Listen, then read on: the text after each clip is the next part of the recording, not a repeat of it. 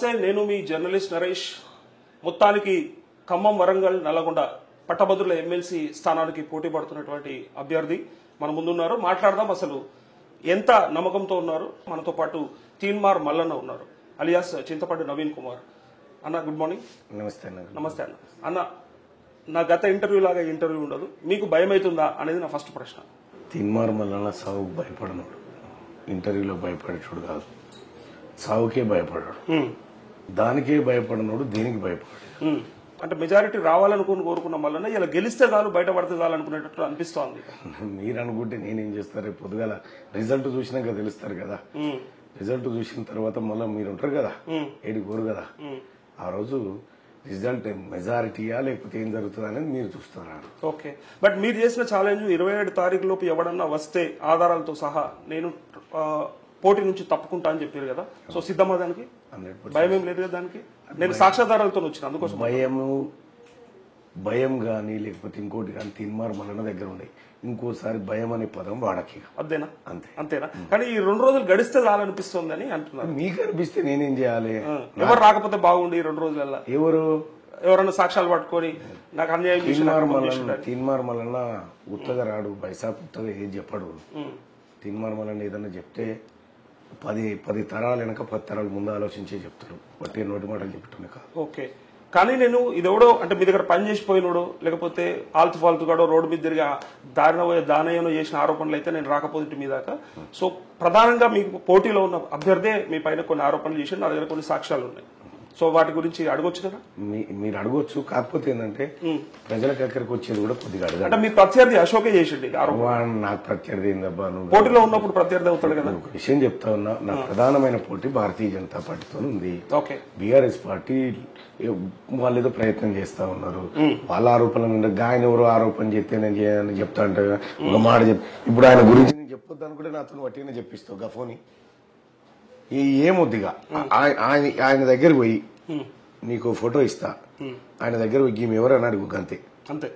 ఏమొద్దిగా ఇంకా ఒక్క నిమిషం కూడా ఏమొద్దు. ఇదేందో తెలుసుకొని రా. ఆయన గురించి ఎలక్షన్ కమిషన్ చీట్ చేసినటువంటి చీటర్ గురించి నువ్వు నన్ను అడిగితే, చీటర్ నన్ను అడిగితే నేను సమాధానం చెప్పుడు, దానికి మీరు టైం ఖరాబ్ చేసుకున్నాడు ఎందుకండి అని. ఈమె ఎవరని అడుగు ఆయనని. అమ్మాయి ఆడపిల్ల కాబట్టి నేను చూస్తున్నావు కదా. దీంట్లో ఇగో ఇంకా జర్ర డెప్త్ కావాలంటే చెప్తా. ఎగ్గిడోటి కనిపిస్తుంది, ఏంది ఇది ఉల్టా? అశోక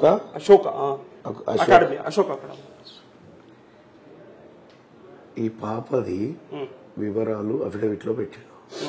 ఈ పాపది, ఈ అమ్మాయి వివరాలు ఎందుకు పెట్టలేదు, ఎలక్షన్ కమిషన్ ఎందుకు చీటర్ గురించి నువ్వు నాకు క్వశ్చన్ అడిగితే నేను ఏం చెప్తాను నరేష్ అన్న. నీలాంటి వాళ్ళు గొప్ప జర్నలిస్టులు వీళ్ళ గురించి అడిగితే నేను ఏం చెప్పాలి? వాళ్ళు నాకు తెలుసు ఆయన ఎందుకు వచ్చిండు, ఎవరు పంపిరు అనేది కూడా తెలుసు కదా.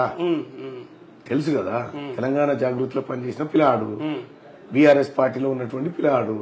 ఈ తెలియంది ఎవరికి? అంటే గతంలో ఎంతమంది ఎన్ని ఆరోపణలు చేసినా అవన్నీ కూడా కొట్టి పడేసారు. కానీ ఈసారి ఆయన పోటీలోనే ఉంటూ కూడా ఈ మాట అడుగుతా ఉంటే, మీ ల్యాండ్ క్రూజర్ ఎక్కడ ఉంది? కింద పార్కింగ్ అయితే కనపడలేదు నాకు, బయట ఉందా? నువ్వు తీసుకుపోయి ఉంటావు ఉందని చెప్పారు. మరి నువ్వు తీసుకుపోయి ఉంటావు. మేడ్చల్కి వెళ్తున్నాయి, 2 ఎకరాల ఫామ్ హౌస్ ఉందట మీకు. అది ఒక వైట్ పేపర్ తెచ్చుకొని చెప్తా. భూదాన్ పోచంపల్లిలో 21 ఎకరాల ఫామ్ హౌస్ ఉంది. పేదవాడి నీకు రాసేయడానికి ఒక వైట్ పేపర్. చీకటి మామిడిలో 4 ఎకరాల ఫామ్ హౌస్ ఉందట, తీసుకొని పో వెంటనే. ఓకే, మహీంద్రా ఎక్స్యూ అయితే నేను చూసిన 700 ఉంది. బాగా చెప్తాది కంపెనీ బండి. సో ఇవన్నీ వస్తాయి మీ దృష్టిలో? లేదండి, నేనేమంటున్నా, అవన్నీ దొంగతనానికి గురైనాయి. బహుశా అశోక్ అని పిల్లాడి ఎత్తుకపోయి ఉంటాడు. ఇవన్నీ దొంగతనానికి గురైనాయి. నేనేమంటా, ఇటువంటి చిల్లరగాల కోసం నేను సమాధానం చెప్పను. ప్రజలకు తెలుసు నేనేందనేది ప్రజలకు తెలుసు. నీకు ఎందుకు చేస్తాను ఏం కథ అనేది నాకు తెలుసు.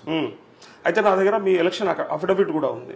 మీ పైన కేసులు ఎట్లయితే ఉన్నాయో 56 కేసులు, 100 రోజుల పైగా జైలు జీవితం ఎట్లుందో మీ ఆస్తులు కూడా ఉన్నాయి ఇందులో. ఇది మీదే కదా? నేనే ఎలక్షన్ కమిషన్ కు, పబ్లిక్ కమిషన్ కి, ఎలక్షన్ కమిషన్ కు నేను సమర్పించిన అఫిడవిట్. సో మీ యావదాస్తి, కుటుంబాస్తి అంతా నేను ప్రభుత్వానికి రాసిస్తున్నా అని చెప్పినప్పుడు మరి ఎలక్షన్ అఫిడవిట్ లో ఉన్న ఆస్తులకి అక్కడ కనపడలేదు ఏంటి అని అంటే? ఒక విషయం ఏంటంటే, మార్కెట్ వాల్యూస్ వేరుంటాయి, ప్రభుత్వం నిర్ణయించే ధరలు వేరుంటాయి. అంటే ఇప్పుడు గవర్నమెంట్ నిర్ణయించే ధర ఒక భూమి 7,000 రూపాయల గజం ఉంటుంది ఇక్కడ, అది 7,000కి రాదు, మళ్ళా 70,000కి వస్తుంది. అది విషయం ఏంటంటే మార్కెట్ వాల్యూస్ వేరుంటాయి, కార్డ్ వాల్యూస్ వేరుంటాయి అన్నట్టు. తద్వారా ఆ అఫిడవిట్లు ఏముందో అది తీసుకుపోరాదు, ఎందుకు వచ్చిన బాధ, అఫిడవిట్లు ఏముందో అది తీసుకుపోరాదు. అంతేనా? ఓకే.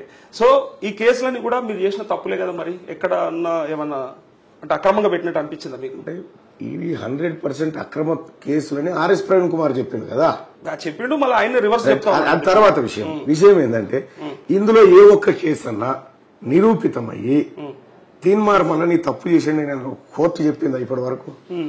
ఏ ఒక్క కోర్టు అన్నా, ఒక కోర్టు నన్ను దోషిగా తీర్పునిస్తే నేను దోషినైతా, అప్పటి వరకు నేను దోషిని కాదు అని సుప్రీంకోర్టు చెప్పింది. ఏ వ్యక్తి అయినా, నాట్ ఓన్లీ మీ. ఇది అందరికి వర్తిస్తుందా? కల్వకుంట్ల కవితకి, కేసీఆర్ కి, కేటీఆర్ కి అందరికి వర్తిస్తుంది. అంతే కదా, అందరికి వర్తిస్తుంది. ఓకే. అంటే వాళ్ళని మీరు డైరెక్ట్ గా మీ న్యూస్ లో దోషులుగానే క్రియేట్ చేశారని జడ్జిమెంట్ ఇచ్చారని నిందితులు నింద మోపబడ్డటువంటి ఆరోపణలు వచ్చినప్పుడు దాన్ని దోషులు అని చెప్పారు. విషయం ఏంటంటే నిందితులు ఇప్పుడు నా కేసులలో పోలీసులు ఛార్జ్షీట్ వేయాలి. గతంలో బీఆర్ఎస్ నాయకులు ఒత్తిడి చేసి చేసిన పోలీసులు ఛార్జ్షీట్ ఎందుకు వేస్తలేరండి? ఎవిడెన్స్ లేక. ఎవిడెన్స్ ఉంటే కదా ఛార్జ్షీట్ వేసేది, ఎవిడెన్స్ లేదు కదా, ఛార్జ్షీట్ ఎందుకు ఎత్తలేరు?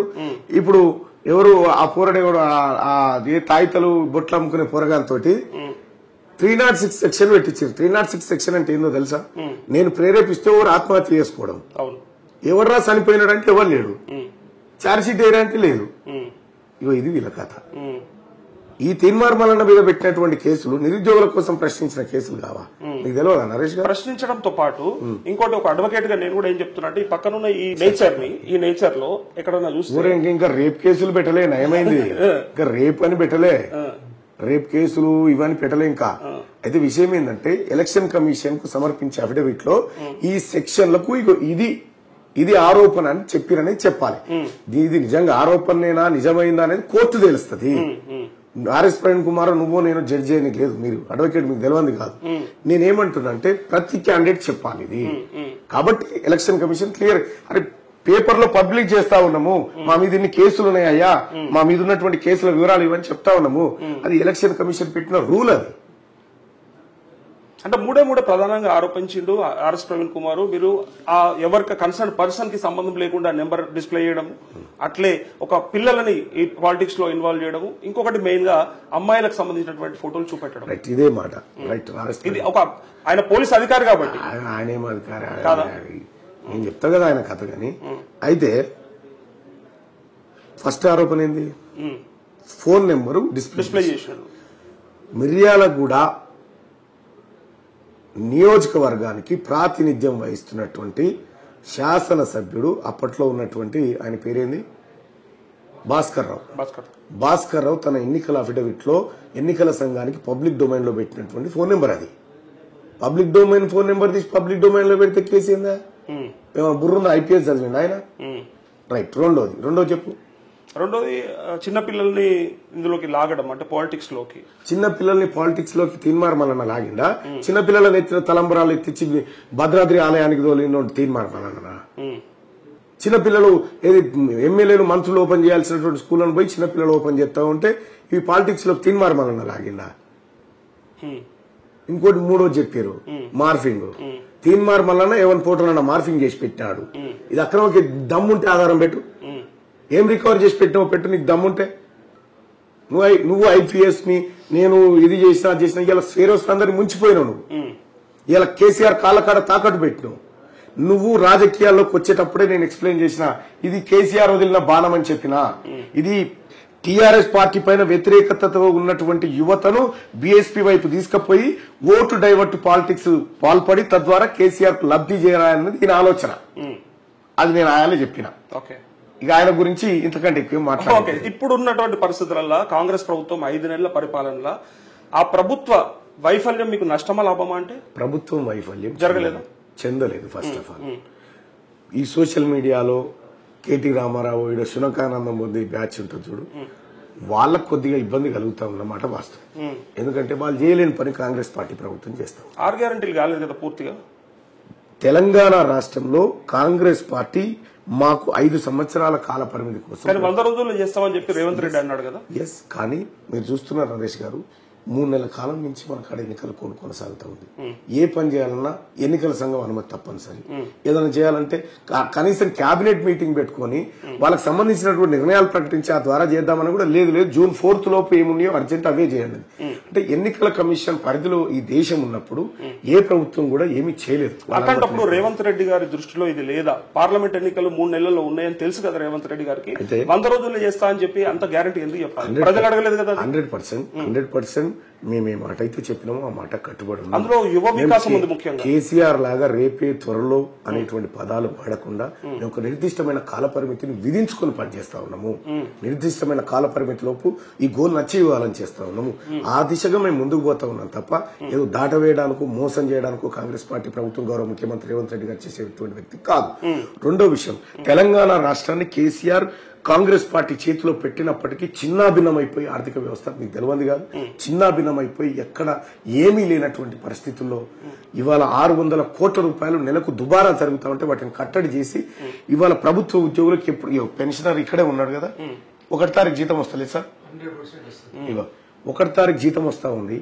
ఎప్పుడు వస్తాయో తెలియని జీతాల కారించి 1 తారీఖు తీయగలిగినాం సార్. ఆఖరికి పాల బిల్లోడు కూడా ప్రభుత్వ ఉద్యోగం తిట్టిపోయేటువంటి. కానీ రైతు బంధు సమయానికి చేయలేకపోయినరు, రుణమాఫీ సమయానికి చేయలేకపోయినరు, ఇట్లా ఎన్నో వర్గాలు ఉన్నాయి. గృహలక్ష్మి అని చెప్పి మహాలక్ష్మి అని చెప్పి ఇస్తా అన్న పెన్షన్లు ఆసరాలు చేయుతగా మార్చలేకపోయినరు. సో వీటిని కూడా అడుగుతారు కదా. ఒక విషయం నేను చెప్తా ఉన్నా, పూర్తిగా విస్మరించి ఎటువంటి కార్యక్రమం ఏం జరగలేదు మీరు అనుకున్నంత కూడా. ఇవాళ మీరు చెప్తున్నటువంటి గృహలక్ష్మికి సంబంధించినటువంటిది పథకం 100% ఇంప్లిమెంట్ చేస్తాం. దాని విధి విధానాల రూపకల్పన జరుగుతూ ఉంది. ఒక రోజు 3 నెలల పరిపాలన కాలానికే మేము సెట్ అయిపోయి ఆర్థిక వ్యవస్థను చూసుకొని ఈ చిన్న భిన్నమైన ఆర్థిక వ్యవస్థను సరి చేసుకోవడానికి కనీసం ఒక నెలనన్నా పడుతుంది. రేవంత్ రెడ్డి తెలియదా 5.5 లక్షల కోట్ల అప్పుతో ఉన్నాం మన రాష్ట్రం అని చెప్పి ప్రభుత్వంలోకి వచ్చే ముందు తెలుసు. 100% తెలుసు, కానీ 100% తెలుసు. కానీ కాంగ్రెస్ పార్టీకి ఒక విజన్ ఉంది.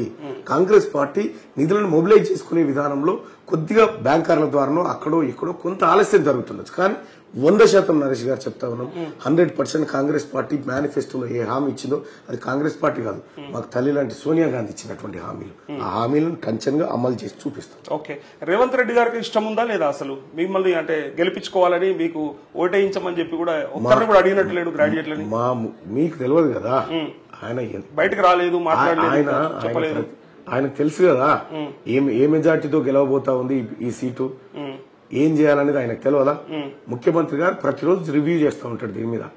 అభ్యర్థిని తర్వాత 34 మంది ఇన్ఛార్జీలు, 34 మంది ఎమ్మెల్యేలు, మంత్రులతో కూర్చొని ఏం జరుగుతా ఉందనేది ఎప్పటికప్పుడు అప్డేట్, ఎప్పటికప్పుడు వ్యవహారాలను చూస్తూ ఉంటాడు. ఇవన్నీ మేము బయటకు చెప్పుకునేది మెలిక ఉందా? ఎందుకంటే రేవంత్ రెడ్డి కేసీఆర్ కంటే ప్రమాదకరం అని చెప్పి అన్న మాటకి మర్చిపోయిందంటారా? రైట్, ఒక విషయం చెప్తా ఉన్నా, రాజకీయాల్లోకి ఒకే పార్టీలో ఉన్నప్పుడు సహజంగా బయట ఉన్నప్పుడు పరస్పర దూషణలు, పరస్పర విమర్శలు ఉంటాయి, ఉండేదని కాదు. గౌరవ ముఖ్యమంత్రి గారు రేవంత్ రెడ్డి గారు కాంగ్రెస్ పార్టీని కూడా గతంలో చాలా సార్లు విమర్శించినటువంటి సందర్భం. ఈ పార్టీలోకి వచ్చిన తర్వాత, ఈ పార్టీ వ్యవహారాలు తెలిసిన తర్వాత కలిసిమెలిసి ఉంటారు. సొంత అన్నదమ్ములే కొట్టుకొని తిట్టుకొని కలిసిపోయినటువంటి పరిస్థితి. బయట ఉన్నప్పుడు అని లోపలికి వచ్చిండు రేవంత్ రెడ్డి, బట్ మీరు లోపల ఉన్నప్పుడే అన్నారు అనేది పెద్ద సమస్య. అదే మెలిక పెట్టుకొని ఇలా మీ మీద ప్రేమ ఏంటంటే, నేను లోపల ఉన్నప్పుడు అన్నట్టుగా ఒకసారి చూపిస్తుంటాం. అప్పటికే టికెట్ ఎక్స్పెక్ట్ చేస్తా ఉన్నారు మీరు? మేడ్చల్ టికెట్ లేదండి, బయట నుంచి మద్దతు అడిగినప్పుడు నేను చేరింది ఆ తర్వాత, గుర్తుపెట్టుకోండి, టికెట్ల పంపిణీ వ్యవహారం అంతా అయిపోయింది. సో మీరు డేంజర్ అంతకంటే అని అనుకోవచ్చు కదా అనేది ప్రశ్న.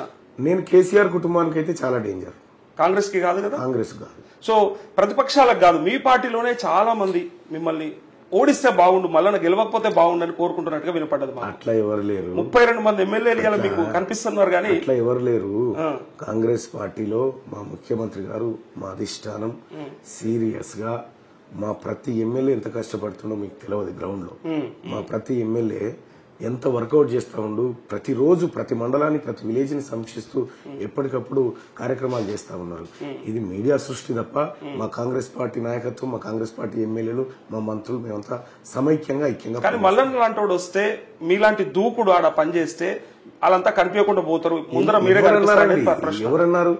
మాకు కాంగ్రెస్ పార్టీ ప్రజలకు చేరువ కావడం మాకు ఇంపార్టెంట్. తీన్మార్మలన్న కాదు, తీన్మార్మలన్న ఇలా కొత్తగా లేడుగా ప్రజల దగ్గరికి.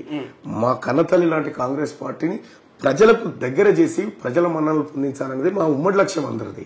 మాకు ఉమ్మడి లక్ష్యం అనేది ఒకటి ఉంటది, వ్యక్తిగత ఎజెండా ఉమ్మడి లక్ష్యం ఉంది, అవన్నీ చిన్నవి.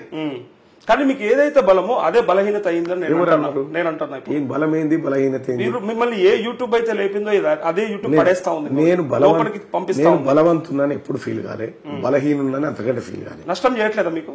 ఏం నష్టం ఉంది? నష్టం దేనికి? అంటే మీరు అన్నప్పుడు ఒక్క ఛానల్ వల్ల క్యూన్యూస్ వల్లనే కేసీఆర్ కుటుంబం, కేసీఆర్ వాళ్ళ గద్దె దిగిండ్రు అన్నప్పుడు అన్ని యూట్యూబ్ ఛానల్ కలిసి ఇలా మల్లన్న ఓడిస్తే ఒక విషయం చెప్తా ఉన్నా, గ్యారంటీ ముందు ఓడిపో. ఒక విషయం చెప్తానా, నువ్వు ఒకసారి గుండె మీద చేసుకొని చెప్పు. తీన్మార్ మల్లన్న మొదలు పెట్టినప్పుడు నరేష్ ఎక్కడ ఉన్నాడు? తీన్మార్ మల్లన్న మొదలు పెట్టినప్పుడు వీళ్ళంతా ఎక్కడ ఉన్నారు? నేను ప్రతి సందర్భంలో కూడా చెప్తా ఉంటా, మీలాంటి వాళ్ళని తయారు చేసుకున్నా నేను.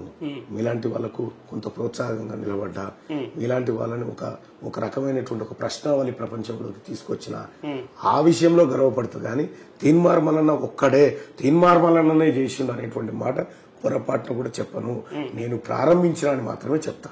ఓకే, సో ఇప్పుడు మీకు ఎమ్మెల్సీ పదవి వస్తే బహుజనులంతా బాగుపడ్డట్టేనా? అంటే ఒక విషయం చెప్తా ఉన్నా, బహుజనులందరికీ మొత్తం పదవులు ఇచ్చినా కూడా ఎక్కడా ఒక చోట లోటు ఉంటుంది. కానీ ఒక విషయం ఏంటంటే, ఒక విజన్ ఉన్నటువంటి నాయకుడు అధికార వైపు పోతే ఆ వర్గాలకు కొంత న్యాయం మాత్రం జరుగుతుంది. ఎందుకు అడుగుతున్నా అంటే 7200 అన్నది మీరే, తెలంగాణ నిర్మాణ పార్టీ అన్నది మీరే. సో దాని ద్వారా అందరికీ బహుజనులకు రాజ్యాధికారం రావాలని అడిగిన మీరే ఇలా మీ ఒక్క పదవి కోసం పార్టీలో చేరండి. ఒక విషయం చెప్తా ఉన్నా, ఇక్కడ నరేష్ గారు కేసీఆర్ నా మీద 56 కేసులు పెట్టాడు, నన్ను జైల్లో పెట్టాడు. నిన్ను పెట్టిండా? నేను నోటీసులు వచ్చినాయి, నోటీసులు అయితే వస్తాయి. పెట్టలేదు కదా. నా ఆఫీసుల మీద దాడులు జరిగినాయి, నా మీద హత్యాయత్నాలు జరిగినాయి. ఇంకొకసారి కేసీఆర్ అధికారంలో ఉంటే నన్ను చంపడం ఒకటే మిగిలేదు ఉండేది. ఇప్పుడు నేను సర్వైవ్ అయ్యి నా ప్రజలను రక్షించుకొని ఈ ప్రజల పక్షాన్ని నిలబడాలంటే కేసీఆర్ అనేటువంటి దుర్మార్గుని గద్దె దించడం కోసం నేను 1000 మెట్లైనా కిందికి దిగాల్సిందే. 1000 మెట్లైనా కిందికి దిగాల్సిందే. మాకంటూ రాజకీయ వ్యూహాలు ఉంటాయి, ఆ వ్యూహాల ప్రకారం. అందుకోసమైనా ఇలా అగ్రవర్ణుల కాళ్ళు పట్టుకునే పరిస్థితి వచ్చింది తీన్మార్ మల్లన్న కంటే. ఎక్కడ కోదండరామరెడ్డి కాళ్ళు మొక్కిండు తీన్మార్ మల్లన్న. ఏం మాట్లాడుతున్నారు? ఆయన నాకు చదువు చెప్పిన సార్, గురువు. ఓకే, గురువు కరెక్ట్. కానీ మీరే చెప్పిండ్రు మనం కాళ్ళు పట్టుకునే పరిస్థితిలో లేము, కాళ్ళు పట్టి గుంజేసి ఎక్కాలి. నేను నా తల్లిదండ్రులకి చదువు చెప్పిన గురువులకు మాత్రమే కాళ్ళు పట్టుకుంటా. ఆయన మా గురువు. అంటే మనం శాసించే స్థాయిలో ఉండాలి. విషయం ఏంటంటే కేసీఆర్ పోయి కూడా వాళ్ళ సార్ కాళ్ళు మొక్కి వచ్చాడు మొన్న. అంటే గతంలో కేసీఆర్ మొక్కిన వాళ్ళని మీరు విమర్శించారు కాబట్టి విషయం చెప్తా ఉన్నావు. ఐఏఎస్ అధికారి ముఖ్యమంత్రి కాళ్ళు మొక్కుతాడా? ఒప్పుకుంటాను. ఓకేనా నీకు? అది ఓకేనా అంటున్నా? అదే రాంగ్, అది తప్పే. అది మరి నేను నా సార్ కాళ్ళు మొక్కితే తప్ప? కోదండరామ్ సార్ నాకు చదువు చెప్పించినోడు, నా జ్ఞానాన్ని పంచినోడు, నాకు చదువు చెప్పిన సార్. గురుదేవో గురు బ్రహ్మ గురు విష్ణు అని పాడుకున్నాం కదా. నాకు చదువు చెప్పిన సారు, నాకు చదువు చెప్పిన, నాకు జన్మనిచ్చిన తల్లిదండ్రులు వీలే కదా నా ప్రత్యక్ష దైవాలు. సో అలాంటప్పుడు మీకు పార్టీ ఎందుకు? మీరే ఇండిపెండెంట్ గా పోటీ చేయొచ్చు కదా, బీసీ వాళ్ళ ఉంది కదా మీకు. అంటే ఒక విషయం ఏం చెప్తా ఉన్నానంటే, కాంగ్రెస్ పార్టీ ప్రధానంగా కులగణన అనేటువంటి అంశాన్ని ఎత్తుకుంది. నరేష్ గారు, రాహుల్ గాంధీ గారు చెప్పిండు, తల్లి సోనియా గాంధీ చెప్పింది, గౌరవ ముఖ్యమంత్రి రేవంత్ రెడ్డి గారు చెప్పిండు, కులగణన వల్ల బీసీలకు చాలా మేలు జరుగుతుంది. కానీ నరేంద్ర మోదీ ఏం చెప్పారంటే కులగణన వల్ల పూర్తిగా మీ ఆస్తులు లాక్కుంటారు కాంగ్రెస్ వస్తే అని చెప్తా ఉన్నారు. అయితే కులగణన అనేటువంటి అంశం నరేంద్ర మోడీ అరాచక పాలనను ఎలా అంతం చేయబోతుందో ఆయనకు తెలుసు కాబట్టి, కులగణన అనేటువంటి అంశం బీజేపీకి ఎంత డేంజరస్ పదార్థమో తెలుసు కాబట్టి ఆ ఆరోపణలు చేస్తా ఉన్నాడు. నిజంగా ఈ రాష్ట్రంలో ఉన్నటువంటి సంచార జాతులను లెక్కించాల్సిన పని లేదా? ఈ రాష్ట్రంలో ఉన్నటువంటి బాలసంతులు ఎంతమంది, బడుగు బలహీన వర్గాల బిడ్డలు ఎంతమంది, నాయి బ్రాహ్మణులు ఎంతమంది, రజకులు ఎంతమంది, విశ్వబ్రాహ్మణులు ఎంతమంది, విశ్వకర్మలు ఎంతమంది, కుమ్మరి కమ్మరి వడ్రంగి నాయి బ్రాహ్మణి వీళ్ళందరినీ లెక్కించాల్సిన తనలు లెక్కించి మీరు ఇంతమంది ఉన్నారు, మీ అందరికీ ఇంత వాటా రావాలి అని చెప్పి ఇచ్చేటువంటి ఒక బృహత్తర కార్యక్రమాన్ని ఈ దేశంలో 1931 తర్వాత ఇప్పటి వరకు కులాన్ని లెక్కబెట్టినటువంటి పరిస్థితిలో ఇవాళ బీసీల కోసం, ఓబీసీల కోసం, ఎస్సీ ఎస్టీల కోసం మీ కులాన్ని లెక్క పెడుతున్నాం, మీ తలలు లెక్క పెడుతున్నాం, సంపద పంచే అంశం అక్కడ ఆరంభమైతుందని చెప్తాను. ఎంత గొప్ప మాట అనేది రాహుల్ గాంధీ గారు చెప్పడం. ఇదే కదా మా ప్రజలకు కావాల్సింది. మేమెంతో మాకంత అన్నప్పుడు మేమెంతో తేలాలి కదా, ఆ లెక్క చెప్తా అంటున్నాం. కానీ బీసీలకు పదవి రావాలి, అధికారం రావాలని మీరు కోరుకున్నప్పుడు మీకే శక్తి సామర్థ్యాలు ఉంటే ఒంటరిగా పోటీ చేసే అవకాశం ఉండగా ఇండిపెండెంట్ గా చేయకుండా మేడ్చల్ ఎమ్మెల్యే టికెట్ ట్రై చేసిరు, భువనగిరి ఎంపీ టికెట్ ట్రై చేసిరు, చివరికి ఎమ్మెల్సీ. ఇప్పుడు సో పార్టీని పట్టుకొని వేలాడాల్సిన పరిస్థితి ఏంటి మీకు? పార్టీని పట్టుకొని కాదు, ఆ పార్టీ దగ్గర పదార్థం ఉంది, ఆ పార్టీ దగ్గర ఓబీసీ ఎస్సీ ఎస్టీలకు సంబంధించిన కులగణన పదార్థం ఉంది. కానీ వాళ్ళు ఇగ్నోర్ చేస్తా ఉన్నారు కదా మిమ్మల్ని. నేను అడిగే పర్టికులర్ గా 2 చోట్ల టికెట్ ఇవ్వలేదు. ఆ రోజు నేను చెప్పిన క్యాపబుల్ మీరు అయినా చాలా చోట్ల నేను చెప్పిన గౌరవ ముఖ్యమంత్రి రేవంత్ రెడ్డి గారు ఈ టికెట్ల కంటే ముందే నన్ను పిలిచి మళ్ళా నిన్ను మండలికి తీసుకుపోవాలనుకుంటున్నా, మండలిలో నీ వాయిస్ అవసరం ఉంది, నువ్వు దయచేసి అటువైపు నీ వర్క్ స్టార్ట్ చేసుకొని చెప్పాడు. చెప్పిన తర్వాత ఫిర్బీ నేను ఒక కాంగ్రెస్ పార్టీ కార్యకర్తగా నా సేవల అవసరం అనుకుంటే ఇస్తారు అనేటువంటి ఉద్దేశంతో అప్లై చేసుకున్నా. కానీ ముందే పట్టభద్రుల ఎమ్మెల్సీ ఎన్నికకు ముఖ్యమంత్రి గారు నాకు ఆదేశాలు జారీ చేసిండు, ఆ విధంగా పనిచేసుకున్నాం. ఓకే, అంటే కష్టపడేటోడు మల్లన్న కాబట్టి కష్టమే పెడదామని డిసైడ్ అయ్యండా? కష్టమెందుకు, అంటే ఈజీగా పార్టీ పేరుతో గెలవాల్సిన టికెట్ మేడ్చల్ గానీ అది కల్వకుంట్ల కవిత గారికి మేనేజ్మెంట్ కోటాలో వచ్చే సీట్ కాదు. నేను పోరాటం చేసి రావాలని, అందుకే మళ్ళీ పోరాటం ఎందుకు అనేది? నేను పోరాటమే చేసి రావాలనుకుంటున్నా. కాంగ్రెస్ పార్టీ నిఖార్సైన కార్యకర్త ప్రజల మన్ననలతో చట్టసభకు రావాలని కోరుకుంటున్నాను. తప్పేంది? మా ముఖ్యమంత్రి గారు కూడా ప్రజల ఆశీస్సులతో మా మల్లన్న రావాలని కోరుకుంటున్నాను. తప్పే ఉందండి. ఓకే, చాలా మందిని చాలా పరుషంగా విమర్శించిన మల్లన్న ఒక విమర్శకు చాలా హట్ అయినట్టు అనిపిస్తోంది. కేటీఆర్ బిట్స్ పిలాని వర్సెస్ పల్లి బఠానీ అన్న దగ్గర ఎందుకంత బాధ అనిపిస్తుంది మీకు? ఒక విషయం ఏం చెప్తా అంటే సార్, నన్ను అంటే నేను పట్టించుకోను సార్. మిమ్మల్ని అన్నాడు? నన్ను అంటే పట్టించుకోను, కానీ బిట్స్ పిలాని వర్సెస్ పల్లి బఠానీ అంటే ఆయన బిట్స్ పిలానీలో చదివినటువంటి వ్యక్తి కాబట్టి అన్నాడు.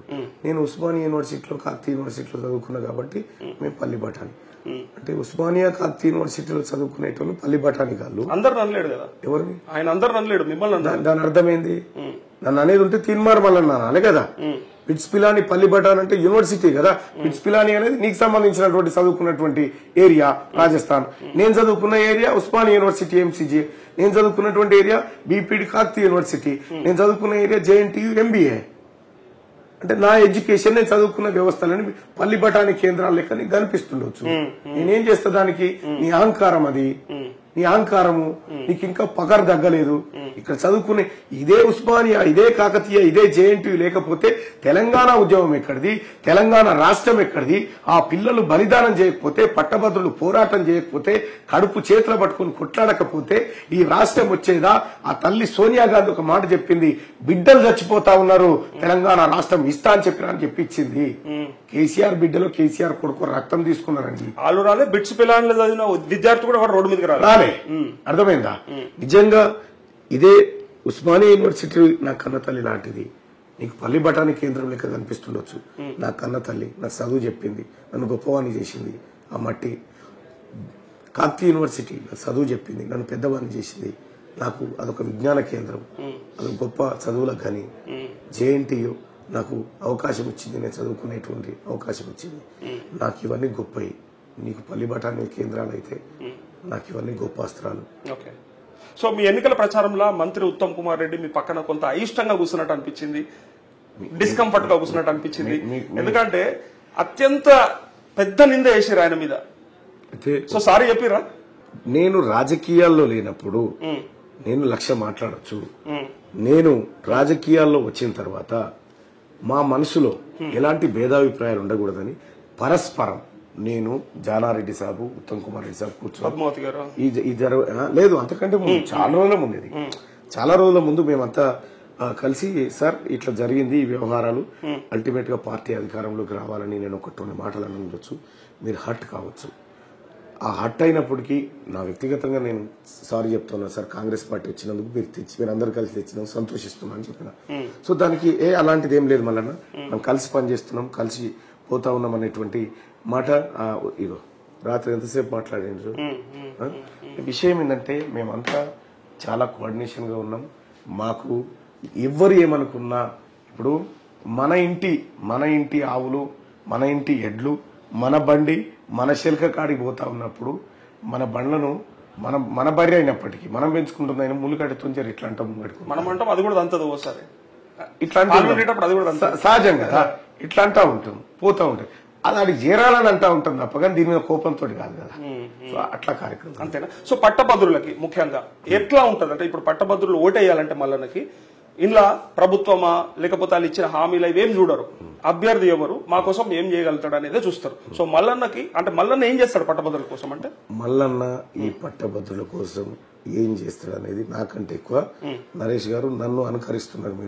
మీరు చెప్పండి ఏం చేస్తారు. మల్లన్న మోసం చేయడు ఫస్ట్ వాళ్ళలాగా. మల్లన్న ఇవాళ టీఆర్ఎస్ పార్టీ ఓటుకు 500 రూపాయలు పంచుతాను సార్. నేను పంచలేను సార్, నేను పంచలేను. నేను నిజంగా డబ్బులు సంపాదించడం కాదు, అక్రమ మార్గాల ద్వారా నేను నిజంగా తీన్మార్ మల్లన్నకు డబ్బులు పెట్టి పదవి కొనుక్కోవాలనేటువంటి పరిస్థితి వస్తే అలాంటి పదవి నాకేమొద్దు సార్. నాకు ప్రజలు ఇచ్చిన ఈ పదవి చాలు, తీన్మార్ మల్లన్న అనే పదవి చాలు. కానీ ఒకటైతే నిజం, టీఆర్ఎస్ పార్టీ అక్రమ మార్గం ద్వారా మళ్ళీ ఏదో గందరగోళం చేయాలని చూస్తూ ఉంది. కానీ ప్రజలు ఆల్రెడీ ఏం చేయాలని నిర్ణయం తీసుకొని ఉన్నారు. కాబట్టి నేను ఒక మాట చెప్తా ఉన్నా, తీన్మార్ మల్లన్న పట్టభద్రులకు పైసలు పంచకపోవచ్చు. నేను 15 గంటలు పని చేస్తే 16 గంటలు పని చేస్తాను. డబ్బులు పంచలేను, డబ్బులు ఇవ్వలేను, ఓట్లు కొనుక్కోలేను. కేవలం మీ ప్రేమ కొనుక్కోగలుగుతా. మీకు పని చేసి మీ సేవలు చేసుకుంటూ మీకు ఒక మంచి కార్యక్రమాలు చేయగలుగుతా. ఇదే నేను చేయగలిగింది సార్. ఓకే, కానీ ఈ ఎన్నికలలో ఎక్కువగా తెరపైకి వస్తున్నటువంటి అంశం జీవో నెంబర్ 46. సో దానిపైన మీ స్టాండ్ చాలాసార్లు చెప్పిండ్రు. సో ఇప్పటి కూడా ఎప్పటిలోపు అవుతుంది మరి అది సాధ్యమా అనేది అడిగితే? అంటే ఎస్, జీవో 46 తీసుకొచ్చినటువంటి దుర్మార్గుడు కల్వకుంట్ల చంద్రశేఖరరావు గారు గత ప్రభుత్వం తీసుకొచ్చి ఆ బిడ్డలకు అన్యాయం చేశారు. ఆ బిడ్డల తరఫున గొంతెత్తిన తీన్మార్ మల్లన్న స్టూడియోకి పిలిపించి వాళ్ళకి జరిగిన అన్యాయాన్ని ఎలుగెత్తి చాటిన తీన్మార్ మల్లన్న ఆఫీస్ కి వాళ్ళు జీవో 46 బాధితులు వస్తున్నారంటే పోలీసు వాళ్ళు తీన్మార్ మల్లన్న ఆఫీస్ చుట్టుముడితే ఆ బిడ్డలందరినీ సేఫ్ గా ఇక్కడి నుంచి ఒక్కరిని లేకుండా వాళ్ళ సురక్షిత ప్రాంతాలకు తరలించిన తీన్మార్ మల్లన్న వీళ్ళు జీవో 46 బాధితులు ప్రభుత్వం పైన ఆందోళన చేస్తూ ఉంటే వాళ్ళని తీసుకుపోయి పోలీస్ స్టేషన్లో పెడితే వాళ్ళందరికి పోయి బిడ్డలు ఏం తిన్నారో ఏం కథను మా టీంను పంపించి మంచినీళ్ళు, చాక్లెట్, సమోసానో అన్నమో ఏదో తినిపించే కార్యక్రమం చేశాం సార్. 46 బాధితులు ఎవరైతే ఉన్నారో వాళ్ళకు న్యాయం చేయబోతా ఉన్నాడు. మేమే చేస్తాం, మేము చేస్తాం. మీరు పోటీ చేయబోతున్న నియోజకవర్గంలో 32 మంది ఎమ్మెల్యేలు ఉన్నారు కదా, వాళ్ళు బలమా లేకపోతే మీకు ఇబ్బంది అవుతుంది? 100% బలంగా. ప్రతిపక్షం గొంతు కావాలని కోరుకుంటే ఏం చేస్తారు ప్రజలు? పట్టభద్రులు విషయం ఏంటంటే తీన్మార్ మల్లన్న మించిన ప్రతిపక్షం ఉన్నారు, అధికారంలో ఉన్న పార్టీ కాబట్టి కాదండి. వాళ్ళు కంపేర్ చేసి చూసుకోరా, ఈయనేం చేసిండు ఆయన ఏం చేసిండు అని ప్రజలు చూసుకోరా. తీన్మార్ మల్లన్న 2021లో పల్లా రాజేశ్వరరెడ్డి మీద బోగస్ ఓట్లతో ఓడిపోయినప్పటికీ అన్న నేను ఇంట్లో పడుకున్నాను అన్న, ఈ ప్రజల కోసం కొట్లాడలేదన్న, ఈ ప్రజల కోసమే కదన్నా. నేను ఓడిపోయినప్పటికీ ప్రజల కోసం కొట్లాడినన్నా, గెలిచినా నా స్టాండ్ అలాగే. చివరి ప్రశ్న, తీన్మార్ మల్లన్న ప్రొఫెసర్ నాగేశ్వర్ కి క్షమాపణ చెప్తుండా లేదంటే విచారణకు ఆదేశించమని సిద్ధమైందా? తప్పకుండా. వాళ్ళు ఏమంటున్నారంటే ప్రొఫెసర్ నాగేశ్వర్ అనేటువంటి వ్యక్తి సిపిఎం పార్టీని అడ్డం పెట్టుకుని పబ్బం గడుపుకోవాలని చూస్తా ఉన్నాడు. నేను చెప్తా ఉన్నా ప్రొఫెసర్ నాగేశ్వర్ గారికి, మీ కోరిక ఉంది, నిరూపించాలని కోరిక తహతహలాడుతుంది. ఈ ఎలక్షన్ అయిపోగానే ఖచ్చితంగా మీ కోరికను నేను నెరవేరుస్తాను. ఓకే, తప్పకుండా. సో రైట్ టు రీకాల్ మీ మీద పెట్టుకుంటా అని చెప్పారు, నా ఇంటర్వ్యూలో గతంలో కూడా చెప్పారు. ఇప్పుడు కూడా ఆ స్టాండ్ మీద ఉన్నారా? 100%. చట్టసభలో బిల్లు పాస్ అవ్వకుండా మీరు ఎట్లా పెట్టుకుంటారు అది మీ పైన? అంటే విషయం దాని చట్టసభలో బిల్లు ఉండదన్న విషయం. మీరు స్వచ్ఛందంగా వెళ్తున్నారు. మీరు ఒకటి అర్థం చేసుకోవాల్సింది ఏంటంటే, నాకు ఓటేసినటువంటి, నాకు మద్దతు ఇచ్చినటువంటి సంఘాలు ఏవైతే 24 సంఘాలు మద్దతు ఇచ్చినాయి, వివిధ పార్టీలు మద్దతు ఇచ్చినటువంటి పార్టీలను వాళ్ళ డెలిగేట్స్ ని కూర్చోబెట్టి గ్రౌండ్ లో కూర్చోబెట్టి, మీరు ఇచ్చినటువంటి కాలం ఇది 3 ఏళ్ల కాల పరిమితి. ఈ 3 ఏళ్ల కాల పరిమితిలో నేను ఏడాది పూర్తి చేసుకున్నా, లేకపోతే 2 ఏళ్లు పూర్తి చేసుకున్నా. ఈ పూర్తి చేసుకున్న కాలంలో నా పర్ఫార్మెన్స్ మీకు నచ్చిందా? నచ్చింది అంటేనేమో చేయలేబట్టండి, నచ్చలేదు అంటేనేమో చేయి దించండి. చేయి దించిన వాళ్ళ సంఖ్య ఎక్కువ ఉంటే నేను వెంటనే ఎప్పటిలో పెట్టుకుంటారు అది? 3 ఏళ్ల పదవి కాలం ఉంది మీకు. ప్రతి ఇయర్ కు ఒక్కసారి కాదు, ప్రతి ఇయర్ చేసే కార్యక్రమం అది. ప్రతి ఇయర్ కి రైట్ టు రీకాల్ పెట్టుకొని మీడియానంతా పిలిచి మీడియానే న్యాయ నిర్ణయం చేస్తారు కదా పక్క. అరే దాని డౌట్ ఏముంది? ఆన్ రికార్డ్ ఒకటి ఏం చెప్తా, దానికి డౌట్ ఏముంది? నేనే దాన్ని తీసుకొచ్చింది. మీరు తీసుకొచ్చారు. ఉంటారా? 100% తీన్మార్ మల్లన్న ఆ పని చేసి చూపెడతాడు. నేను రాజకీయాల్లో సమూల మార్పుల కోసం వచ్చిన, జవాబుదారీతనం పెంచడం కోసం వచ్చిన, ఆశామాషిగా రాలే, టైం పాస్ కు రావట్లేదు. తీన్మార్ మల్లన్న చచ్చిపోతే ఓ 10-50 ఏళ్ళకు కూడా గీడుకు ఆ పని చేసిపోయినరా అని చెప్పి అనుకున్నా. అందుకోసం వచ్చిన నేను 3 ఏళ్ల కాల పరిమితి కోసం రాలే. చివరి ప్రశ్న, కోమటిరెడ్డి వెంకటరెడ్డి దగ్గర పక్కన మీరు ఇట్లా లెటర్ ఇయ్యంగానే మీరు ఏదైతే నేను ఇచ్చేస్తున్నా అని చెప్పేసి ప్రభుత్వానికి ఆస్తులని లెటర్ ఇయ్యంగానే ఆయన చూసిన విధానం చూసి ఒరే అక్కడ ఇక్కడ మొత్తం ఇచ్చేస్తుండే రబే అని అంటే ఈ ఫీల్ అయినట్టు కింద కామెంట్లు వచ్చాయి. ఎం రాశెడ్డి లాంటి టెన్షన్ పడ్డారు, విప్పు బీర్ల ఎల్లయ్య గారు అట్లా కోమటిరెడ్డి గారు. మొత్తం ఇచ్చేసిండా, ఎన్ని వందల కోట్లు ఉంటుంది తీర్మానం మల్లన్న, కానీ ఆయన కూడా చెక్ చేసినట్టే అనిపించింది. మీకు ఎట్లా అనిపించింది? వాస్తవానికి ఈ దేశంలో ఎవరు చేయనట్టు, అందుకోసమే అంటున్నారు, ఎవరు చేయనట్టు సడన్ సర్ప్రైజ్ లాగా అనిపించింది. నేను చాలా సార్లు చెప్పిన స్టూడియోలో, ప్రజలారా నేను రాజకీయాల్లోకి వచ్చినప్పటికీ నా ఆస్తులని ప్రభుత్వానికి సరెండర్ చేసి వస్తా అని చెప్పిన అన్నట్టుగానే ఆ విషయాన్ని నేను ప్రకటించి నామినేషన్ వేసినందుకు పోయినా. అది వాళ్ళకి కొద్దిగా షాకింగ్. దాంతో పాటు ఉన్నాయని ఇచ్చేస్తే రేపు మమ్మల్ని అడుగుతారు కదా అంటారు. నేను క్లారిటీతో ఉన్నా. సో వాళ్ళు ఇప్పుడు కోమటిరెడ్డి వెంకటరెడ్డి గారు ప్రతి ఫౌండేషన్ పెట్టి చేస్తున్న కార్యక్రమాలు అవే కదా. తనకు ఇంకా ఏం లేదు, తన కొడుకు చనిపోయాడు, ఆ కార్యక్రమాలన్నీ చేసుకుంటూ ఆయన ఏదో రూపంలో వస్తా ఉన్నాడు. అంటే ప్రజల్లో అసలు డబ్బు కాదు ముఖ్యం, ప్రజల ప్రేమ అనేది ముఖ్యం అనుకున్నప్పుడు ఇటువంటి కార్యక్రమాలు చేస్తారు. చాలా మందికి అది ఇన్స్పిరేషన్ గా ఉండాలని కోరుకుంటారు. ఓకే, సిట్టింగ్ స్థానమైన బీఆర్ఎస్ వదులుకుంటుందా ఈ సీట్ ని? అంటే బలంగా ప్రయత్నం చేస్తుంది కదా. అంటే పట్టభద్రులు వదిలిస్తారు, పట్టభద్రులే వదిలిస్తారు. అది వాళ్ళు వదులుకోకుండా వదిలిస్తారు. ఈ సిట్టింగ్ స్థానాన్ని వదిలిపెట్టిపోయింది వాళ్ళదే కదా. కానీ బీజేపీకి బాగా సపోర్ట్ చేసిన బీఆర్ఎస్ ఎంపీ ఎలక్షన్స్ లో ఈసారి రివర్స్ లో బీఆర్ఎస్ కి బీజేపీ సపోర్ట్ చేస్తుంది. ప్రేమేందర్ రెడ్డి పెద్దగా ప్రచారంలో లేడు, అందుకోసమే మల్లను ఓడించడానికి రాకేష్ రెడ్డి కరెక్ట్ గా పెట్టారు. నరేష్ గారు, మీరు పట్టభద్రులు కదా, ఒక సాధారణ క్యాడరు పోయి దేనికి ఏమని చెప్పినామంటే బీజేపీ లేదు, మనం అట్లని బీఆర్ఎస్ కి అంటే సాధారణ మహిళ ఉంటుంది, సాధారణ ఓటర్లు కొంతమంది వింటారు, పట్టభద్రులు వింటారండి. అది పట్టభద్రు వ్యక్తి మేధావి, అతనికి ఆలోచన ఉంటుంది కదా. ఈ మేధావులు డబ్బులు తీసుకొని గతంలో పల్లా రాజేశ్వరరెడ్డిని గెలిపించారని మీరు అన్నారు, నేను అన్నా, చాలా సార్లు అన్నా. ఒక విషయం గుర్తుపెట్టుకో, వాళ్ళు కూడా డబ్బులకు అమ్ముడు పోయినారు. ఒక్కసారి ఇప్పుడు కూడా చెప్తున్నా, ఇప్పుడు అమ్ముడు పోవడానికి గ్యారంటీ. పట్టభద్రులు అమ్ముడు పోలేదు. పట్టభద్రులు ఓటు వేసే పట్టుకుని 1,50,000 ఓట్లు వచ్చినాయి నాకు. వాళ్ళు ఓటేసారు, కేవలం బోగస్ ఓట్ల ద్వారా మాత్రమే పల్లా రాజేశ్వరరెడ్డి గెలిచిందన్న విషయం చెప్పిన. పల్లా రాజేశ్వరరెడ్డి పైసలు పంచితే హైదరాబాద్ లో మీరు ఓటేసి రాపోని 2,000 రూపాయలు ఇస్తే ఆ హైదరాబాద్ లో ఉన్న ఓటర్ ఇంకో 5గురిని జమ చేసుకుని పోయి ఆ కారులో వెళ్ళిపోయి తీర్మానం వలన కోటేసినటువంటి బిడ్డలు ఉన్నారు. పట్టభద్రుడు ఎప్పుడు అమ్ముడుపోలేదు, ఆలోచనతో పనిచేసిండు. ఎవడు డబ్బులు ఇచ్చినా ఎవడు ఏం చేస్తా ఉన్నాడని క్లీన్ గా అబ్జర్వ్ చేసిండు. ఎన్నికల్లో ఇంకా స్పష్టత వస్తుంది మీకు. రేపు రాత్రి వరకు నేను ఆధారాలతో రావచ్చు మీ దగ్గరికి, రండి. వస్తే మీరు నిజంగా తప్పుకుంటారు. ఎలక్షన్ ఉండండి, వచ్చుడేందుకు ఇంకా మీ ఏంటుంటే నాకు ఆధారాలు దొరికాయి, తీసుకొని రా. వాటికి వెళ్తున్నా, తీసుకొని రా. వస్తా కదా. లేకపోతే వాళ్ళందరి తరఫున నువ్వు క్షమాపణ చెప్పు. లేవని చెప్తే నేను క్షమాపణ చెప్పను, లేవని చెప్తా నేను. కాదు, క్షమాపణ నేనేం చెప్పలేదు కదా. ఆరోపణ చేసింది వాళ్ళు కదా, వాళ్ళ తరఫున రాలేదు. వాళ్ళ తరఫున రాలేదు. ప్రశ్న మీరు చెప్తారా కేసీఆర్ తరఫున? చెప్పలేదు కదా. రేపు పొద్దున మేడిగడ్డలో తప్పు జరగలేదని ప్రూవ్ అయితే మీరు చెప్తారా కేసీఆర్ తరఫున? ఎందుకు చెప్పు, చెప్తారు కదా. 100% చెప్తారు. మీరు ఆరోపణ చేశారు కాబట్టి ఆధారం చూపెడుతుంటే నేను చేయలేదు ఆరోపణ. విషయం ఏంటంటే తీర్మానం మల్లన్న చెప్పిన దానికి ఆధారం చూపిస్తాడండి, ఆరోపణ చేయడు. ఇగో ఇది ఆధారం, ఇది సర్వే నెంబరు, ఇది ఖాతా, ఇది లెక్క, ఇక్కడ జరిగింది, ఇది ట్రాన్సాక్షన్, ఇది లెక్క అని తీర్మానం మల్లన్న నోటి మాట చెప్పాడు. ఆధారాలు చూపెట్టి మరీ చెప్తాడు. గా పని చేయమని వాళ్ళని ఏంటి ఈ ఫామ్ హౌజులే ఈ మౌజులే ఈ సర్వే నెంబర్లు ఇవన్నీ తీసుకొచ్చి ఆధారాలు చేసి ఇగో ఈ మల్లనే అని చెప్పారంటే ఎవరు ముందుగా తెస్తే ఫస్ట్ వాళ్ళకి రాసిస్తా, ఎవరు ముందుగా తెస్తే వాళ్ళకి రాసిచ్చి నెక్స్ట్ ఎన్నికల గురించి చూద్దాం. Thank you. చూద్దాం పట్టభద్రులు ఎవరిని ఆదరిస్తారో. Thank you Mallanna, wish you all the best. ఇది మల్లన్నతో special interview. Thank you. Subscribe చేయండి. Please do subscribe to Please like, share and subscribe to top Telugu TV. Top Telugu TV. Top Telugu TV.